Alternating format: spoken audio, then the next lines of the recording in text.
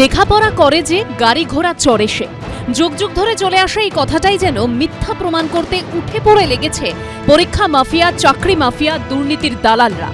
এ যেন ফেলো করি মাখো তেল।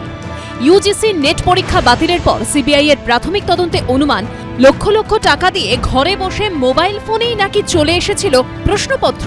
সিবিআই সূত্রে দাবি, নেটের প্রশ্ন ফাঁস করার পর তা প্রথমে এনক্রিপ্টেড সোশ্যাল মিডিয়া প্ল্যাটফর্মে দেওয়া হয়, তারপর ডার্ক ওয়েবে। এক একটি প্রশ্নপত্র বিক্রয় প্রায় 6 লক্ষ টাকায়। তবে চাঞ্চল্যকর তথ্য শুধু এটাই নয়, সিবিআই সূত্রে দাবি, তদন্তকারীদের প্রাথমিক অনুমান প্রবেশিকা পরীক্ষা নেটের প্রশ্নপত্র ফাঁস হয়েছিল রবিবার, অর্থাৎ পরীক্ষার 2 দিন আগে। মঙ্গলবার পরীক্ষা হয়, রেজিস্ট্রেশন করান 11 লক্ষ পরীক্ষার্থী, পরীক্ষা দেন প্রায় 9 লক্ষ। এতদিন মনে করা হচ্ছিল সোমবার অর্থাৎ পরীক্ষার আগের দিনই প্রশ্নপত্র ফাঁস হয়ে গেছিল, কিন্তু এখন তদন্তকারীদের অনুমান সম্ভবত প্রশ্নপত্র ডার্ক ওয়েবে দেওয়া হয়েছিল আরও আগে, অর্থাৎ রবিবারই। जब हमारे यूजीसी चेयरमैन को गृह विभाग की होम मिनिस्ट्री की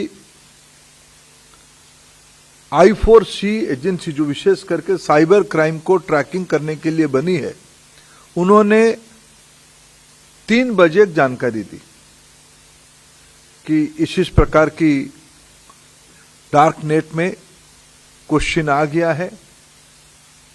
उस क्वेश्चन को हमने एनटीए की जो ओरिजिनल क्वेश्चन था उसके साथ टैली करवाया। जब हम स्पष्ट हो गए कि वो डार्क नेट में जो क्वेश्चन है वो यूजीसी नेट की ओरिजिनल क्वेश्चन के साथ मिलता है, तत्क्षणात हम लोगों ने निर्णय किया इसके ऊपर एक उच्च स्तरीय अनुसंधान और सीबीआई इंक्वायरी हो। কিন্তু কে, কবে, কোথা থেকে, কিভাবে প্রশ্ন ফাঁস করলো? সিবিআই এর তরফে স্পষ্ট করে এ বিষয়ে এখনো কিছু জানানো হয়নি। इन दिनों में टेलीग्राम पे ये न्यूज आता है, ये क्वेश्चन आता है। टेलीग्राम की जो चरित्र है उसको एक उच्च स्तरीय अनुसंधान के बिना उसकी ट्रैकिंग करना अपने आप में एक चुनौती है, आप उसके बारे में जानते हैं। আর এই নিয়েই শুরু হয়েছে রাজনৈতিক চাপানুতর।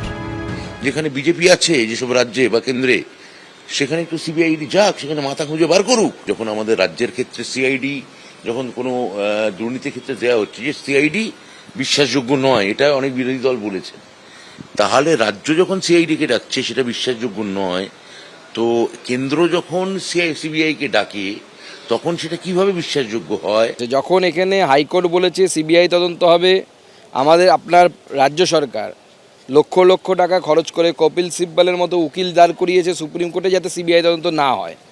উল্টো দিকে আমাদের কেন্দ্র সরকার সঙ্গে সঙ্গে সিবিআই তদন্ত দিয়ে দিয়েছে। এমনকি ইউজিসি নেট পরীক্ষা, সেই নেট পরীক্ষার প্রশ্ন আমাদেরই সরকার তদন্ত করে বের করেছে যে এই প্রশ্ন বাইরে লিক হয়ে গেছে এবং সেটা ডার্ক ওয়েবে বিক্রি হচ্ছিল। নিট টেট সর্বত্র দুর্নীতি হচ্ছেই। পশ্চিমবঙ্গের দুর্নীতি আমরা চোখে দেখেছি, শিক্ষামন্ত্রীর আলমারি থেকে নোট ঝরে পড়ছে। দেশের আরেকটা নিট, সেখানেও দেখতে পাচ্ছি যে কিভাবে বিভিন্ন রাজ্যে রাজ্যে এইভাবে চক্রান্তের শিকার করা হয়েছে, তাদের লালসা, তাদের দুর্নীতির শিকার হতে হয়েছে আমাদের ভবিষ্যৎ প্রজন্মকে। যেখানে আজকে মন্ত্রীকে বলতে হচ্ছে সিবিআই তদন্ত বা উচ্চ পর্যায়ে তদন্ত হোক, কেন? এ তো জানা ছিল। এত বড় মাপের কেলেঙ্কারির মাথায় কারা? পূর্ণাঙ্গ তদন্তে কি তা কখনো জানা যাবে? সৌমিত্র রায়ের রিপোর্ট, এবিপি আনন্দ।